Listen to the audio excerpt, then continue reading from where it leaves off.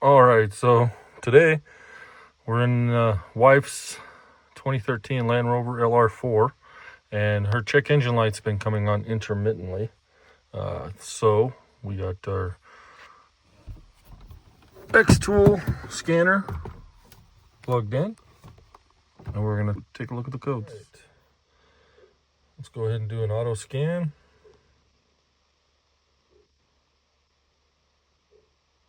So we got a 2013 Land Rover.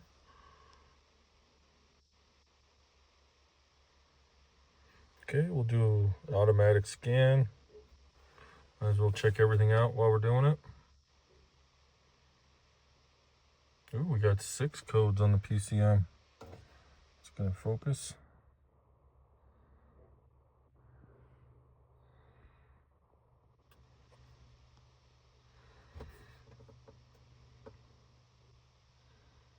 TCM looks good.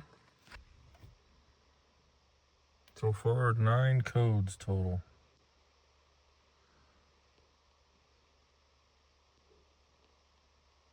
Ooh, look at that. 18, 19, 20, 21. Okay, we're done. 21 codes. Let's take a look at the list. Ooh, we got faults on driver's door module, instrument cluster. Try to see if I can get it to focus a little better. Passenger door, powertrain, PCM. So that's what I'm worried about most. Then we'll take a look at everything else. So we'll scroll up here.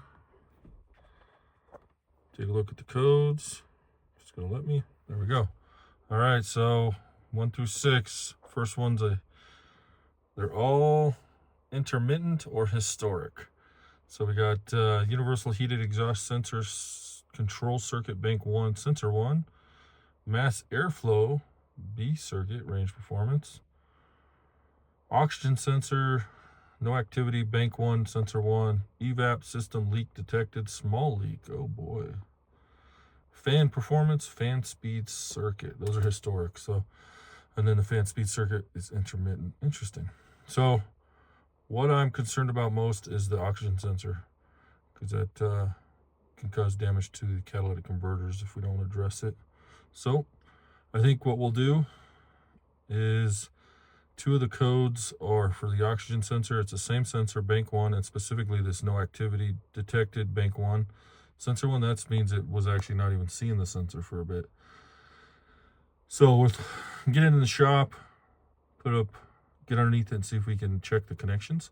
I think on that one comes down alongside the transmission, so I should be able to reach it from underneath. We'll see how difficult it is. Now, bank 1. Bank 1 is going to be the driver's side based on the country of origin. So I wouldn't want to say it's on the left side of the vehicle because it's a left-handed drive vehicle here in the States. We got to go with country origin, so it'd be a right-hand vehicle in Europe. So it's going to be my passenger side, right-hand side sensor. Sensor 1 is the one that's the first one coming off the exhaust manifold, and then I think they have a second one on this secondary or after the catalytic converter. Can't remember on this one or this. So this one's going to be the closest sensor to the exhaust manifold on my passenger side or right side. So we'll get underneath there, take a look at it, and probably swap it out if I don't see any damage to the sensor wires. All right, let's get in the shop. All right, guys, we got the Land Rover in the shop.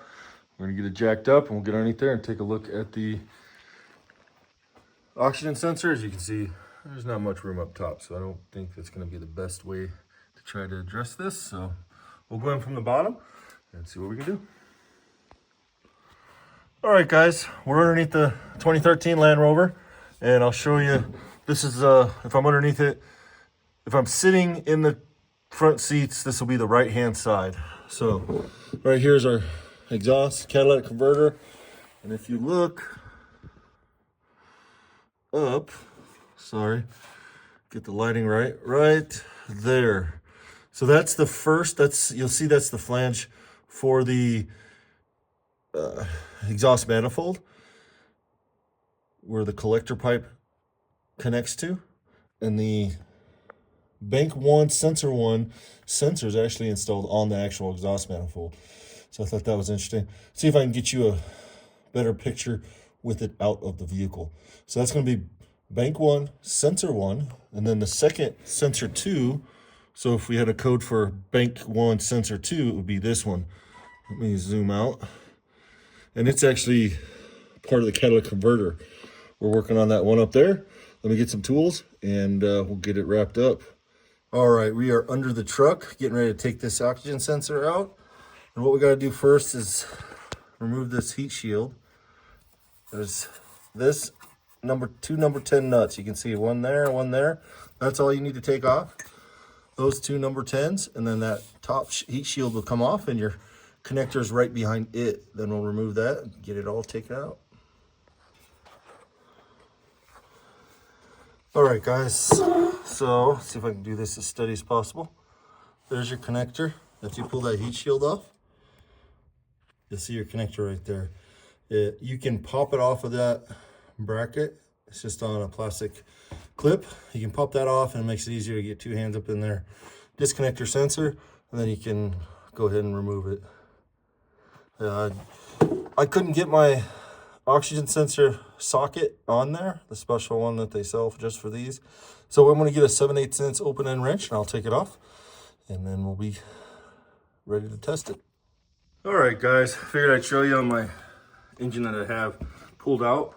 You can see where the exhaust manifold oxygen sensor is mounted. So this is going to be your sensor one on your exhaust. Between the 1 and 2, one's going to be on two's going to be on the catalytic converter. One is going to be on your exhaust manifold. So I'm going to go ahead and pull this out, and then we'll compare it with the one I pulled out of the car.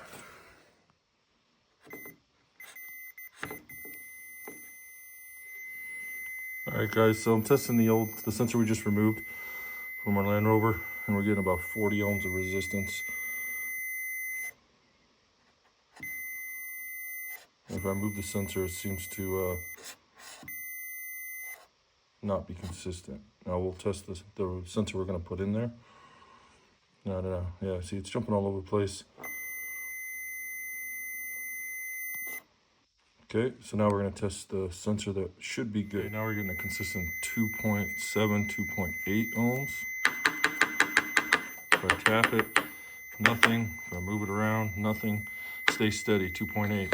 Where the other one, if I moved it at all, so there might see some broken down wires or connections in here, or the resistance in the oxygen sensor is just failing. This is the one we're going to replace it with, and it's got a steady 2.7 ohms of resistance. So one thing I wanted to note with me testing the way I'm testing. So basically I just wanted to check to see if there was any continuity issues with the sensor. To bench test these correctly, you can use a torch, but there should be a like operating temperature to get the right milliamp range. So all I did was put the meter on there and verified that there's something shorting, loosening out inside there that's not creating a steady reading. And then I compared that to the reading I'm getting out of one that was used but working when it was removed. So just want to clarify that. There is ways to bench test these with using a torch to heat it up, or you get the engine up operating temperature and then without burning yourself, run the same test, and then that's where you'll get your resistance based on the specs for that vehicle. But okay, let me get this thing installed. You can put some... All right, guys, it was just basically the reverse order. I was able to get that sensor in there, use my 7/8" open-end wrench to tighten it up, reconnected it, made sure it locked in, and then attached the clip to that. So now I'm going to get my heat shield back on there and button this up.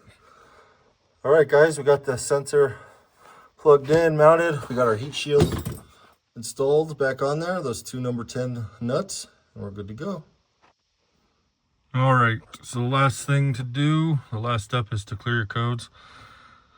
I'm going to clear codes. Typically what I would do is take it for test drive, get it up temperature, and then compare my oxygen sensor values. But since we found a major coolant leak, I am not taking this for a test drive until that's repaired. So we can always check the oxygen sensor's values once we have it repaired and running, but not today.